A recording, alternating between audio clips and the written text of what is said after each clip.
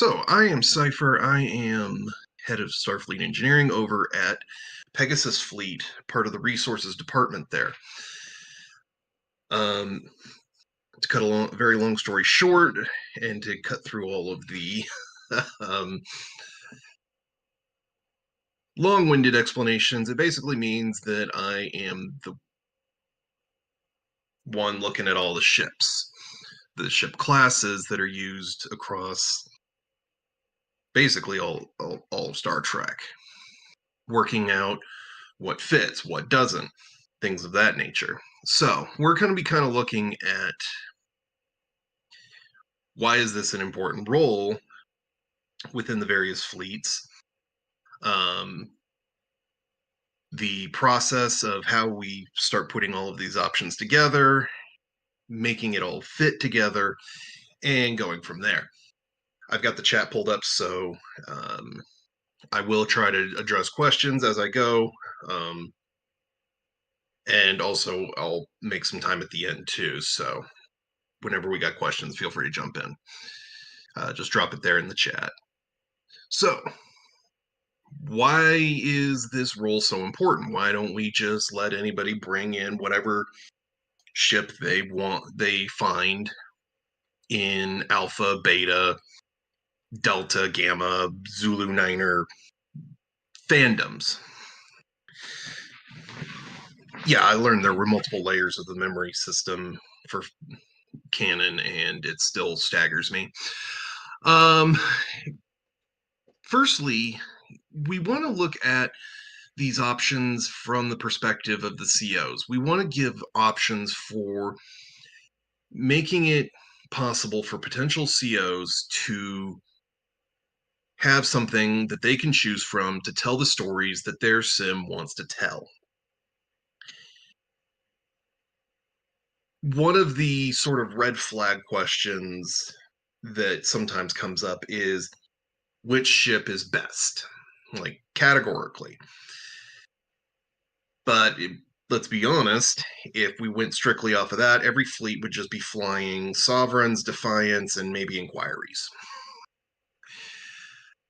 The better question to be asking is what ship is best for specific roles. Yeah, Excelsior. Yeah. We want to identify what role is best for what, or what ship is best for what role. And it's okay to have multiple options for that question. In fact, the more the merrier, because then it doesn't feel like you're getting railroaded into only one or two options.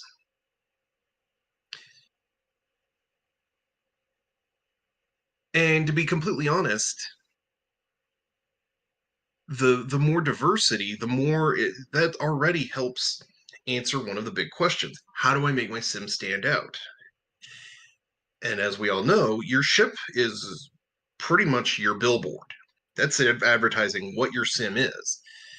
And like it or not, a lot of the initial judgment is going to come off of that alone. When people are perusing your fleet's available sims, a common way people are going to judge it is what class is the ship, what is the station, so on and so forth. So that's what's going to help set you apart. And if you've got everybody just flying Defiance, Excelsiors, and Sovereigns, well, how do you stand out at that point?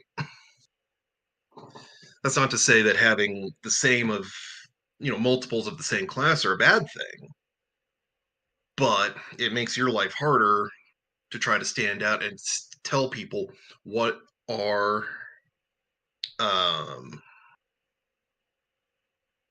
what is my sim about? Because if you see that, now you've got a rough idea of what to expect. Okay, this is a science ship, so I can probably expect a lot of the missions are going to be science-oriented. Oh, this is an Olympic class, so it's probably going to be a lot more focused on medical stuff. so on and so forth.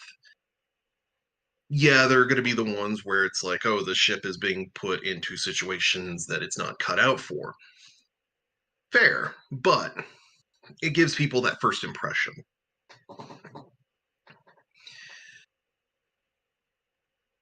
But by having a regulatory body like the resources team in place, working all of this out, so all the potential CO has to do is come in and pick from the available options. It's like going to a restaurant and sitting down. You've got the menu in front of you. You can pick what you want from that menu rather than having to go back and read a recipe off to the cook. And this helps to maintain consistency with both canon, both established and fleet canon, and also ensuring that all of your options are equally viable. Again, some are going to be better suited than others, depending on the stories you want to tell. But by having consistency,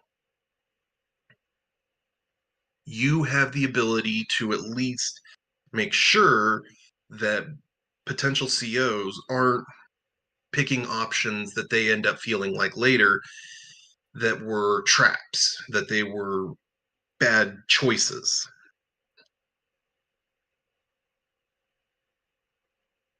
Because nobody likes to make a decision at first and then come back around and feel like they picked the obviously bad one.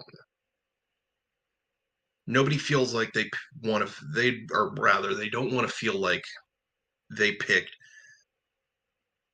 something that nobody likes. Then they feel like they've been sabotaged. Then they feel like that they themselves made a bad decision.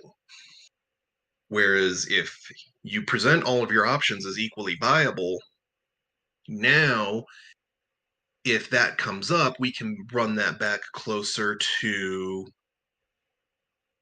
okay, where was the disconnect in maybe the stories have changed, maybe the vision has changed. And yes, you can absolutely go back and blow the ship up and change it, but more in the first couple of missions. This is where you want to have that opportunity to look at it and say, okay, did we make the right call?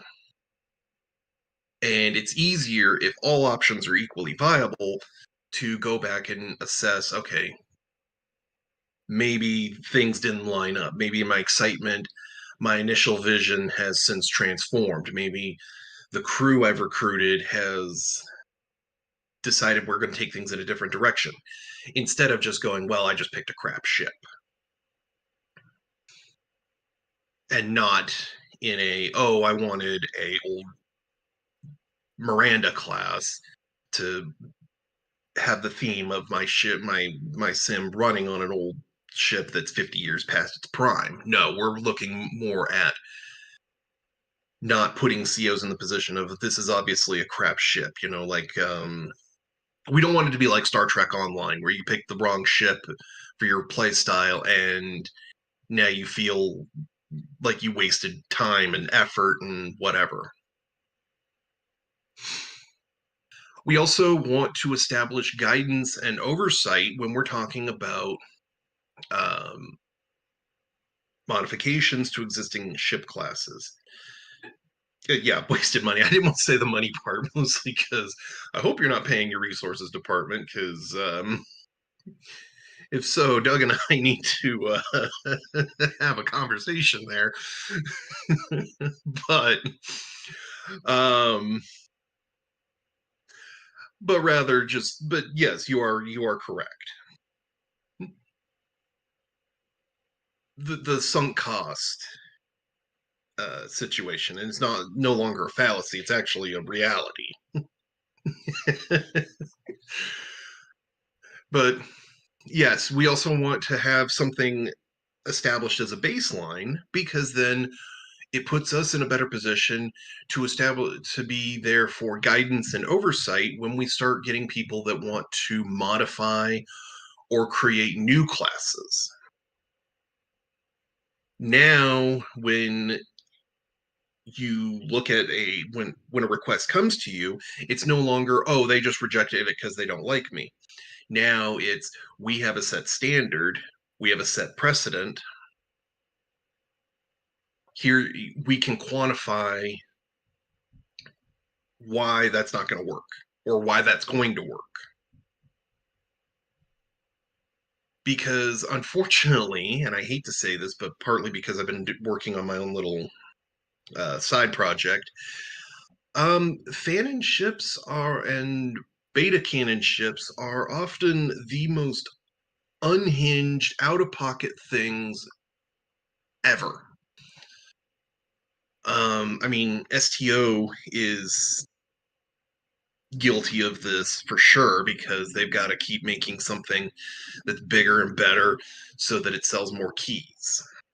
You know, it sells more STO fun bucks. But they're not the only ones. And then just some of the designs you see, because I was looking at size charts, then Pinterest decided, well, let's go ahead and keep sending you fan and ship designs. And some are really good, but others you're just like, whew, clearly we're trying to shoehorn things in. And this is where we'll loop back around onto this when we start talking about how does it all fit together. But the point being is, instead of, no, we're not approving this, go away, now we can lay out, here are the reasons why, so it's a quantifiable. Now somebody can't turn around and go, well, Cypher told me no, I can't because Cypher doesn't like me. Yeah. You know what I mean there. Where people, I mean, one of my favorites from Star Wars was, there was this ship that was so big that it carried Executor Superstar Destroyers in its hangar.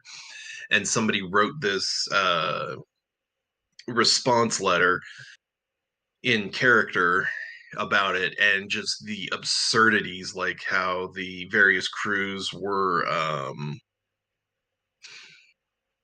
creating their own subcultures.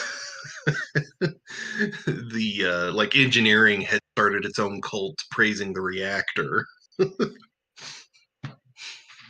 Stuff like that. So by having those standards, and two, it helps people have a base point to look at and go, okay, now I know what is something that's reasonable, what is something that's actually going to fit in all of this.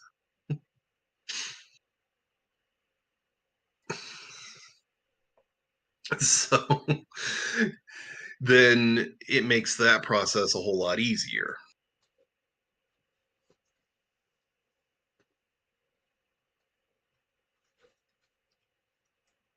Sorry, reading the question here. Yeah, generalists are unfortunately kind of the hero ship, because then the writers want to be able to tackle any story that comes along. Kind of the catch 22 there being a actual television show and whatnot. So yes, you will have your ships that are specific for the niche role. I mentioned the Olympic class. It's a hospital ship, but of course, doing only medical related stuff is going to get boring. You need something to spice it up. It's not to say that you're not allowed to branch out with a niche class into other roles. In fact, those can make some very interesting stories. You know, oh no, this hospital ship has been forced into a combat situation. How do we handle that? And yeah, there were times, even the best analogy I can use is MASH. There were times that the MASH camp was like under sniper fire and stuff like that, and they had to kind of deal with those situations, or that they went out into the field. They never shot back. They always had to radio for help or something like that. But you have that freedom to go into those. The pitfall we want to avoid is that we're unintentionally jamming the square peg into the triangle hole.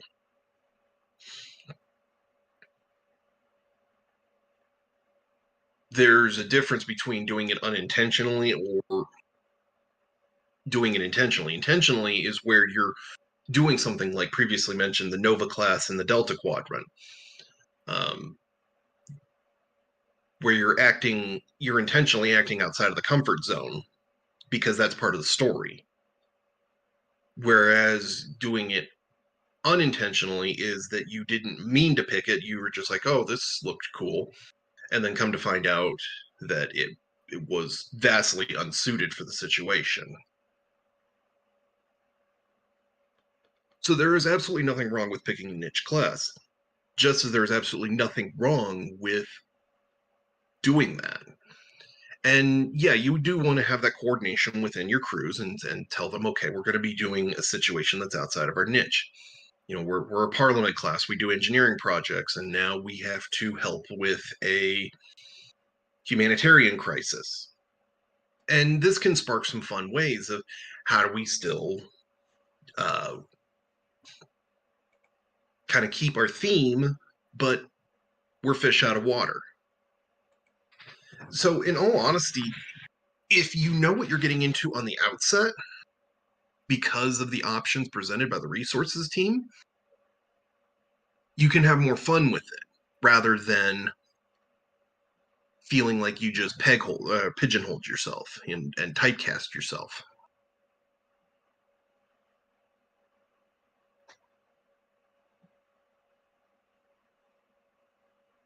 And then now we have to move into the process. Okay.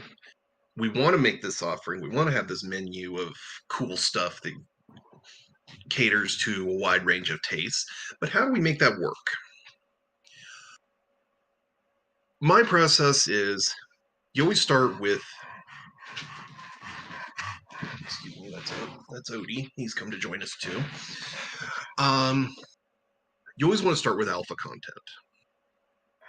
The stuff that's on screen first, because that's going to be the first thing that people go towards.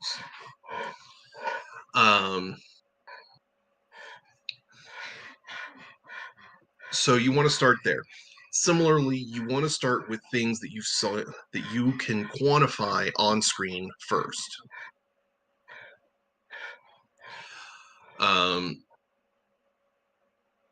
Size comparisons, capabilities, things of that nature.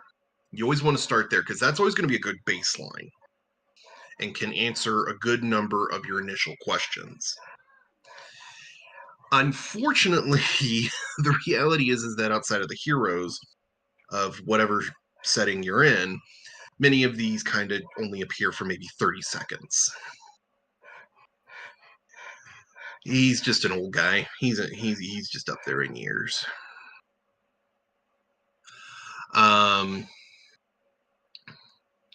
So you want to start there first. Utilize the available information you have. Rather famously, when Lower Decks came out, we didn't have size specifications for the California or Parliament classes, and I got it into my head that I wanted to roll those out as soon as possible in the event that somebody wanted to capitalize on Lower Decks coming out and wanting to make their sim immediately.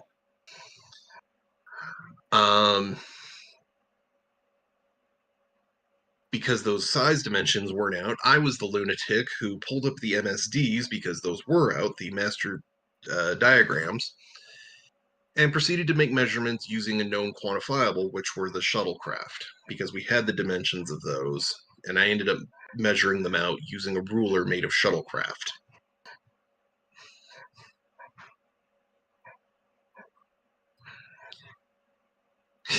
Yeah. I actually don't know how accurate I was. I never went back to check, but that's more of an extreme example. The benefit of today's series that are coming out is that a lot of the behind the scenes, it certainly could have. We didn't have a California or Parliament launch, unfortunately. I absolutely would adore anybody that would give either of those a try, because I think there's a lot of good potential in either class. But it would have worked, I think.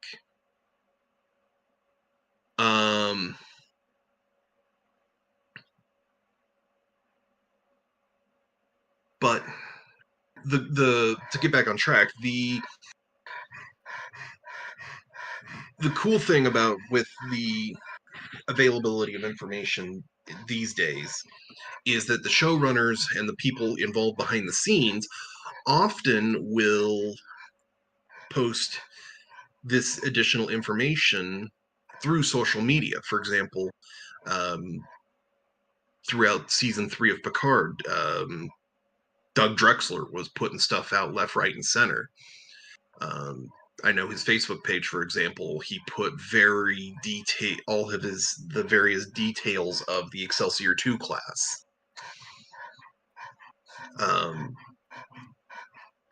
So we're actually kind of spoiled in this day and age. It is a bit of a double-edged sword, because sometimes the information they can put out is a little conflicting, and then leaves the resources team pulling their hair out trying to figure out how to reconcile these differences. But I'll get to that in a minute. But you will be surprised about the amount of information we can kind of run with, despite the ship only appearing on screen for maybe 30 seconds. It just takes a little patience and a little digging, and you can get a good idea. So it's not happened often. I'm pretty sure it hasn't really happened in Pegasus, and Alex and Doug may have to correct me if I'm wrong, but I don't think we've had any like immediate jumping on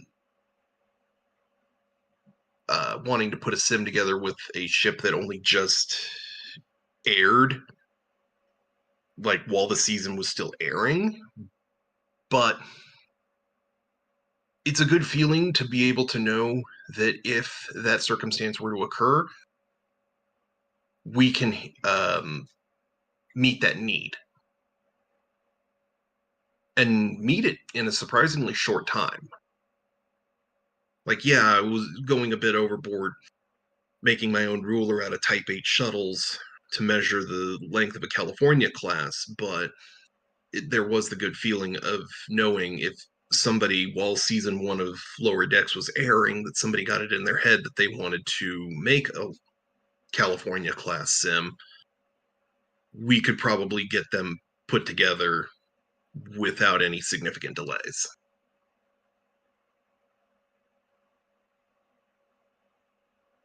But then you come to the point of sometimes where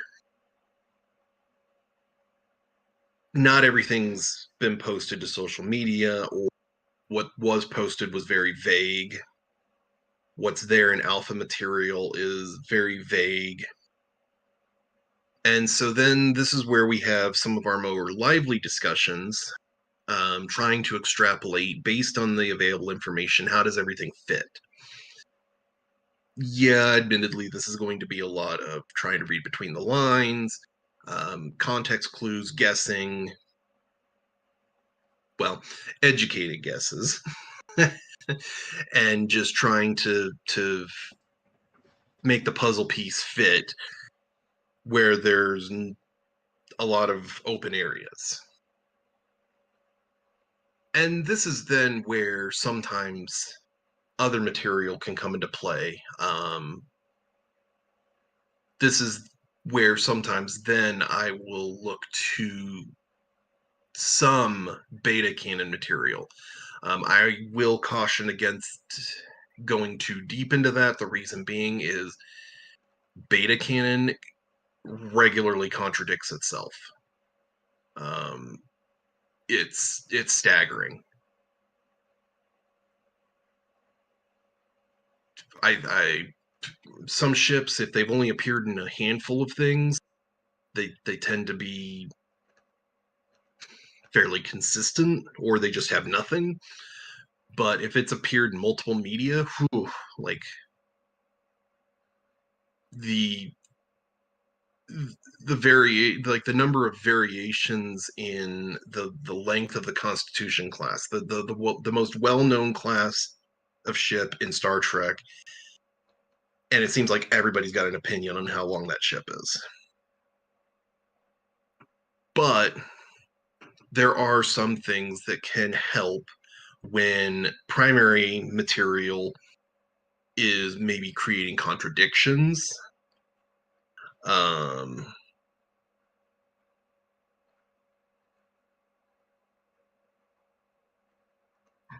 yes, the STO is probably the worst about this because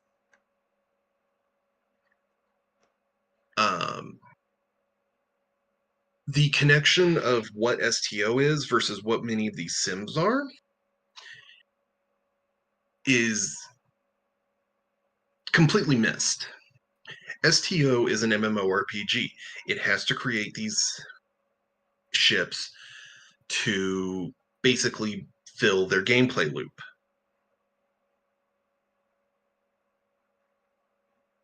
And sometimes they just take it literally one for one.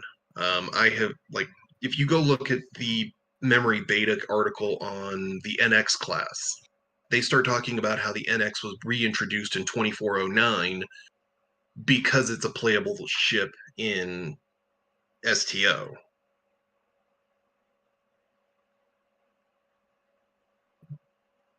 Yes. That was my reaction too. Rather than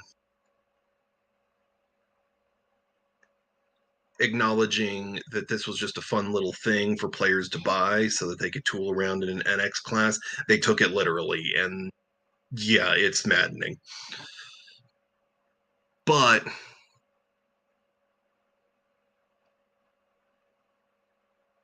yeah, trust me, if you want to take a minute, go down that rabbit hole. it's it's a wild ride. Um, but there is some merit behind it. For example, when season 2 and season 3 of Picard started introducing some of the ship classes that were only exclusive to STO, it actually was beneficial in a way because we had more reference material as a result. No, we didn't need the game stats or whatever lore that they were inventing to justify you buying more STO fun bucks. But um, it was useful for size comparison, um, looking at various angles of the ship, things like that. One of our more infamous cases was the introduction of the Obina class and the Excelsior 2. You have basically two ship classes that were identical with some variation, and it seemed like both were claiming to be the successor to the Excelsior class, which, as Doug and Alex will attest to, resulted in no shortage of screaming from me.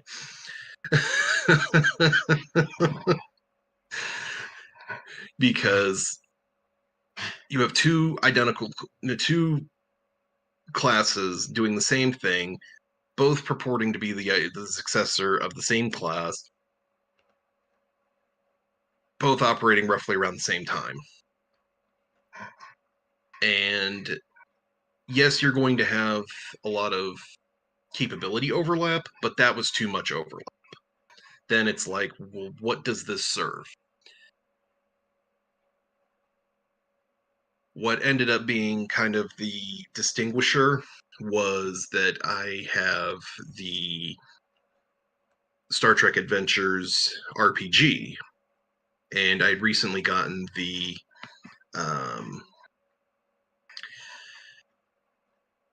I'll come back around on that one. The supplemental add-on for the solo RP rules, the called Captain's Log. It's actually a very cool book, but they had just put out supplemental rule sets because when Captain's Log was published, the Star Trek Adventures RPG hadn't yet fully secured the rights for Lower Decks contents from CBS and Paramount. So once they did, they put the rule set out.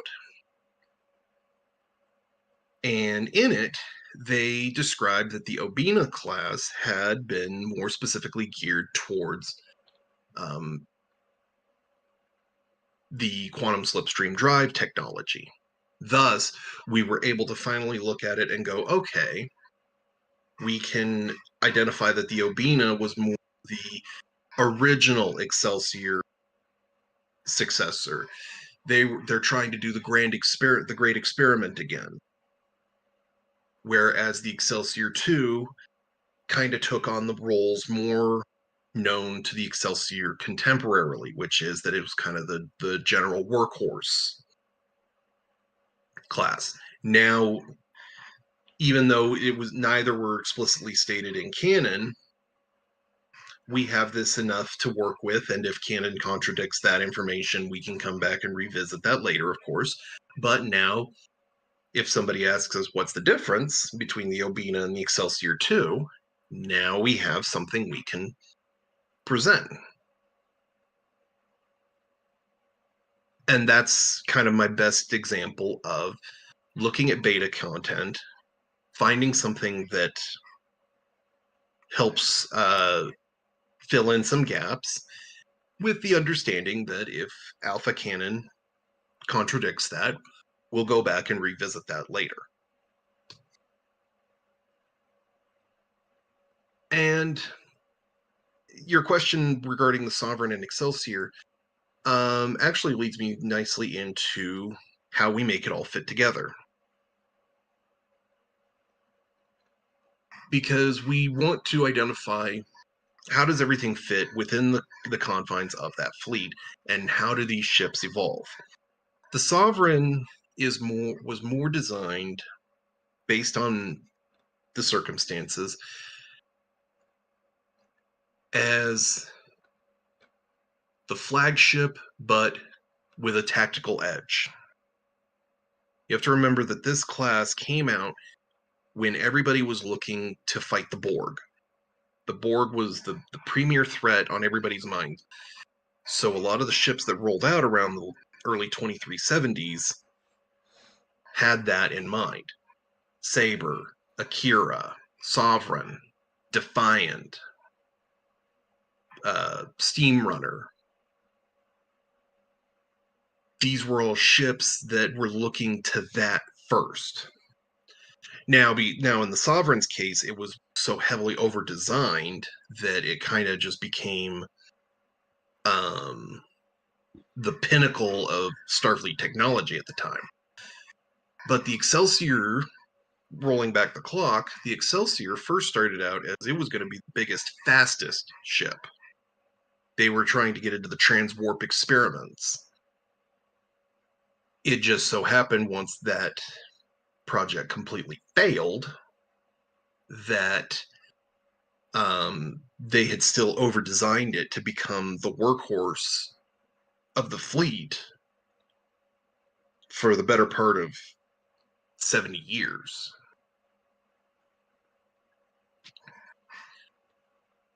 So I wouldn't call it the successor, but that's how those two ships fit into their respective fleets in their eras.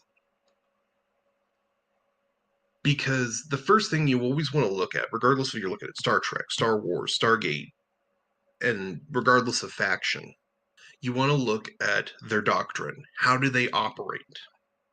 What's their playbook? What are their goals? Because if you design something that doesn't fit in there, for example, Starfleet isn't really into power projection like, say, the real life US Navy. There's not a huge emphasis on carriers and landing ships. And now we're joined by nitrous.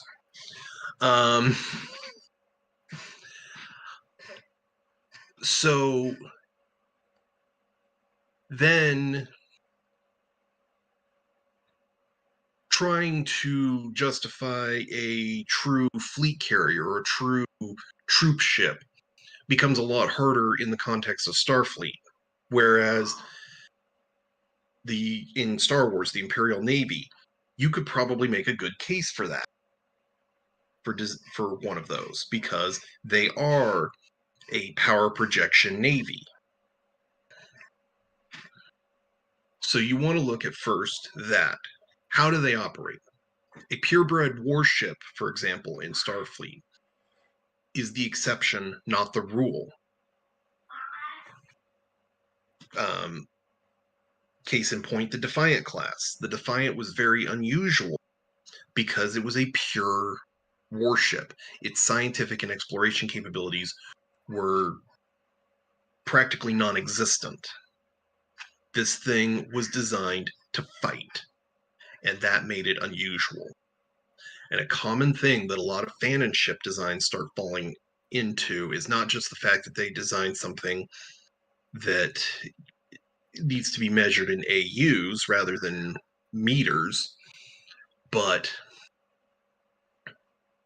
that they design something that just absolutely has no place in that setting's fleet. And they commonly, actually, I'll throw this as a question to the crowd. What then is the common justification when something like that gets proposed? If you've ever been in that design process before, like they design something that's not in the normal doctrine of that fleet, and they pitch a design. I'll even narrow it down. What's the one word that is often used as a justification for that?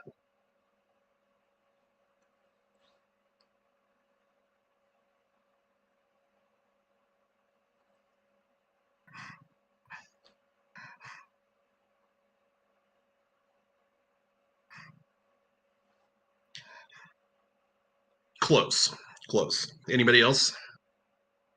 What's the one word that's often thrown out when pitching a ship that just has no place in that fleet? You know, I'm creating the USS Doomslayer. I'm going to be making this thing with 11 billion pew pews. No, we're special use case. Very almost. What prototype?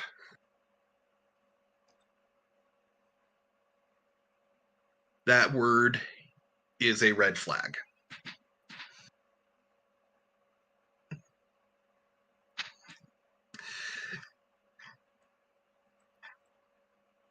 We were all close, but yes, prototype. So one of my interests is like military vehicles, aircraft, ships, tanks, whatever. And when you look at the history of those, whenever somebody pitches a prototype for a design requirement that was never made, very commonly you will see, like in aviation, for example, you'll always see that somebody has submitted a design to a government with no design requirement ever being issued. 99% of the time, those are doomed to failure. Another thing that will shut down one of those designs is the phrase, too radical for its time, too much of a departure from established doctrine. So the so a similar process can be applied when we have these designs pitched or we find these designs. There's too much going on that is contrary to what's going on established within that organization. So if you take something like, let's say, the Battlestar Galactica as a rough idea, it's basically a battleship carrier. So this thing's got guns for days, protection for days, carries a fighter wing. Cool. Trying to apply the similar theory to a Starfleet design. A exploration flotilla with defense as a secondary consideration.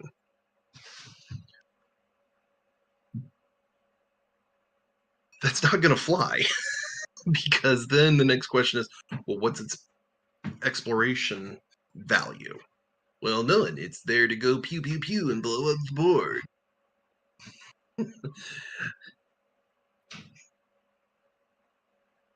That's why these become so ridiculous, because they don't meet the doctrine of that organization. Another thing, and they could, but then the counter to that is that was the exception, not the rule. Just like saying, oh, there's a carrier. Well, the Akira's a carrier. Yes, it was intended to fight the Borg. It's just that it also was found that having a ship with a massive flight deck also had exploration capabilities. The Akira is not just a pure warship, it's also a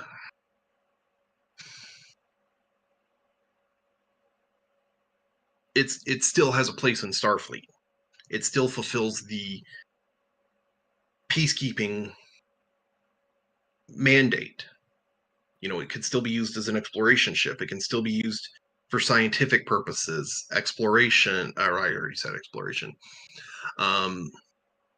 Development, you know, things like that.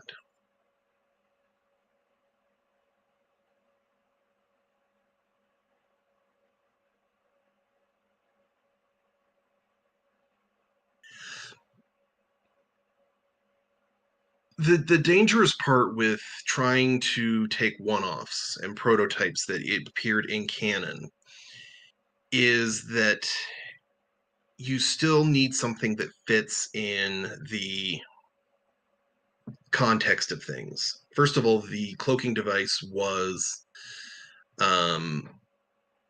illegal. That was a crux of the episode Pegasus, was that the entire project was illegal. So right off the bat, that's one strike against it. It was an illegal program. And in the context of the setting, why would a government openly accept a ship that it itself has deemed the technology to be illegal?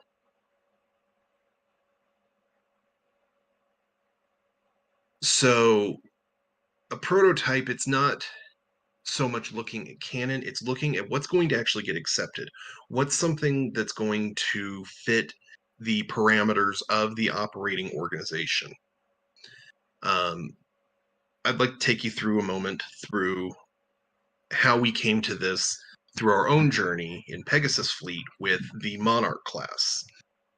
The Monarch class is something that we developed in-house. And it kind of showed us a lot of this journey. It's become an exclusive to Pegasus Fleet.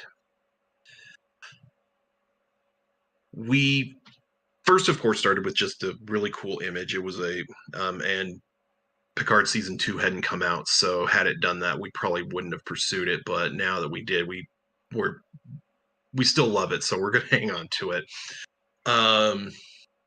But at the time, we didn't see a class that was a successor to the Nebula class, sort of a companion, the smaller companion class of the galaxy, um, similar to the Constitution and the Miranda. We didn't see that, and we figured, well, let's look for something that would be a companion class to the Sovereign.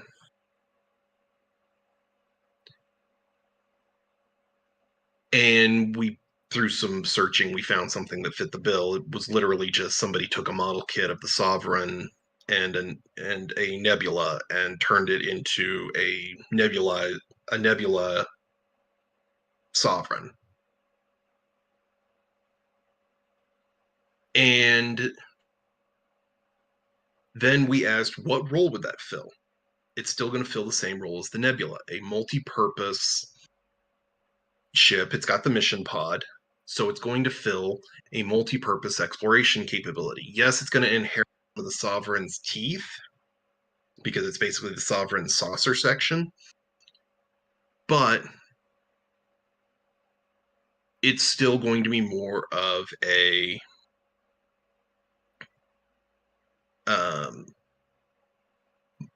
general purpose explorer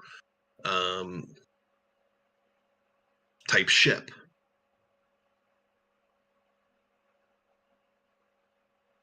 We don't need something massive, so we basically just took the measurement of the Sovereign saucer section, adjusted for the nacelles, and that was the end of it. Some people, when they see the pictures of it, they're like, wow, this is big. No, it's because the pictures zoomed in to show you the ship in all its glory, not to make it look bigger.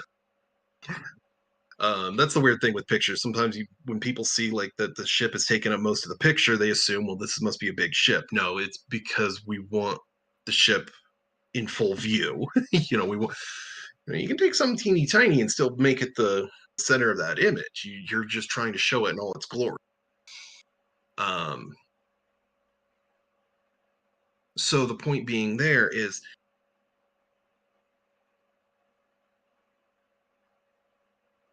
we're not saying that prototypes are bad. We're trying to say, but the point more is, prototypes are already going to be a red flag because, and it's not to do anything with the NX registry. NX registry, just because when I'm saying NX class, I'm referring to the NX-01. That was because in canon, nobody ever established the class name. It just became the NX class. But I'm not trying to say that prototype by itself is a red flag. It's more, that's usually the justification for something that has no place in doctrine. Whereas the Monarch, we took the steps to identify what is a ship going to fit within that fleet's established doctrine. They're not going to be looking to make a battleship with 11 billion phasers and 11 billion torpedo tubes and be able to one-shot a Borg cube. They're looking for an adaptable ship to carry on the mission of Starfleet. Yes, it's going to have a little bit more of a tactical edge, but that's because by the time this ship rolls out in the 2390s, we've been through the Borg, the Dominion, the Romulan Empire has collapsed. It's a period of instability, but that's more of a consequence of the time. Just like TMP era ships like Excelsior, Miranda, and stuff like that, they're always kind of said to have a little bit of teeth to them because of the possibility of conflict with the Klingon Empire up until the Khitomer Accords. They were built with the possibility of that they might have to fight a war, but they were still exploration, support, and all of that. They still supported the mandate of Starfleet. Conversely, something that would fit in with Starfleet is not going to fit in with an aggressive military. So, like trying to take something that's intended for peaceful exploration and putting that into, say, the Imperial Navy, that's not going to fit either. So, that's where you want to know who your end user is, basically.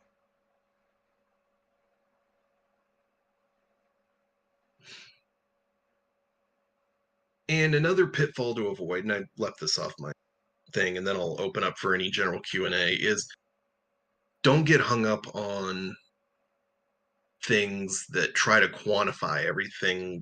Like size, yes, you want to quantify that just so you kind of have a rough classification system. But like trying to classify what type of phasers, what type of torpedoes, how many, that's all pointless in our context, because if you just put everything as that, people only fixate on that, and now it becomes a numbers game. Now you can't write story. I always say, yeah, the Monarch class has phasers. Yeah, it has torpedoes. What's it going to win against? Whatever the story says it's going to win against. What is it going to lose against? Whatever the story says. You know, what if my ship, the USS Hornet, is going to go up against a Romulan warbird? If the story says we're going to win, we're going to win. If the story says we're going to get our teeth kicked in, you better have a berth ready for the ship when we get back to Starbase. It's more important to tell the story rather than getting fixated on numbers. I don't care what type phaser, or if it's an array or an emitter or whatever. I want to know what's the story's purpose. And that's the final thing that fits it all together. What is in service to your story? What's going to help you write that story to tell the story in the direction you want to? Don't let things like that force you into a corner, because I've been there and it's miserable. Okay. I'll open back up to the general Q&A and closing thoughts in the last 5 minutes we got here, and then we'll roll forward.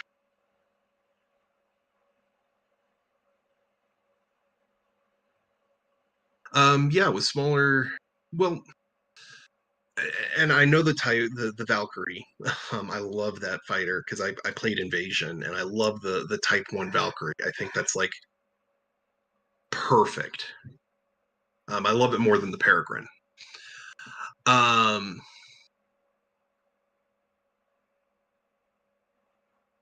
Yeah, the technology can always go wherever it needs to, but again, make sure it's in service to your story, and make sure that when you're coordinating that with your resources team, if your fleet has one, make sure that you're coordinating as to not just, oh, I'm doing it because it sounds cool. I want to do it because it serves a purpose in my story. And don't look at it as an accepted and rejected conversation. Look at it as an opportunity to have more eyes and more input. Somebody who's looking at it, not because resources, we're not trying to shut you down. We're trying to keep things consistent and help you to realize your vision within that context. We want to open doors, not slam them shut.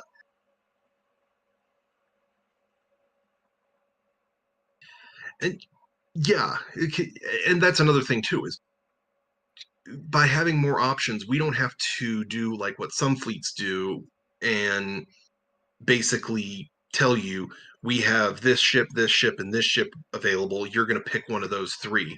Here we can go, what kind of story do you want to tell? Okay, you want to tell this story? Here's some options you can run with. Because I've seen some fleets that do that, where they just tell you, these are the ships you can take command of. You don't like it? Too bad. Go find another fleet. And then you have everybody in Defiance and Sovereign and Prometheus.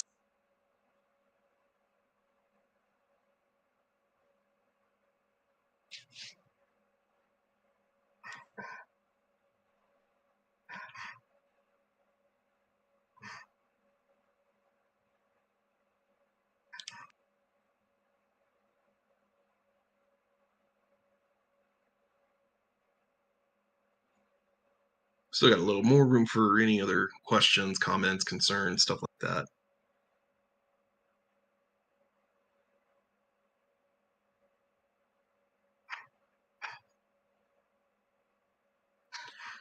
I'm just going to go in silent for a moment just to give anybody a chance to say anything.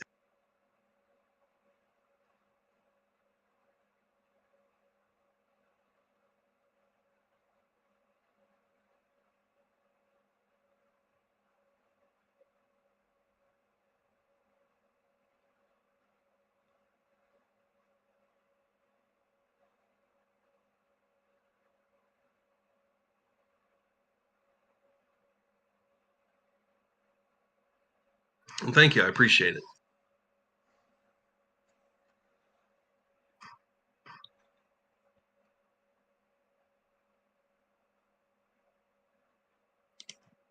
And I'm glad for everybody that was here to attend.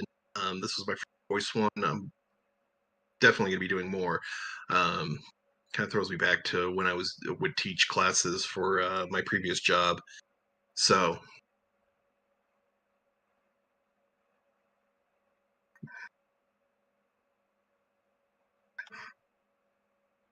if there are any other questions, I don't know if we have any overflow rooms, but you can, if you've got anything specifically for me, you can totally hit me up. My DMs are open. Um, but my overall closing is that this is all meant to help drive things for the Sims, to help make sure that everything remains consistent, but still gives you the same unlimited scope of opportunities that any other that is fitting for any setting that you're currently in. We're here to open possibilities, not close doors. Have that discussion. Don't be afraid of your resources team, and don't be afraid to um, ask those questions. Y'all been fantastic. Thank y'all for coming. Enjoy the rest of Khitomer. I will see everybody later on when I do my text panel full of cool. And there will be some repeating motifs here.